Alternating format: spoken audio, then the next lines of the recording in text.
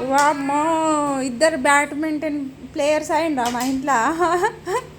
ఈ అట్లా ఎట్లా ఆడుతున్నావు రాయా? అమ్మో, బ్యాట్ ఖరాబ్ అవుతుంది అది. అయ్యా మెల్లగా చెల్లెకి తాకుతుంది.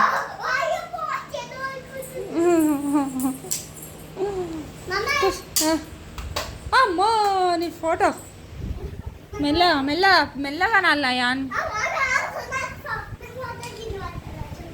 పడది. దానికి నీ ఫోటో కింద పడుతుందా?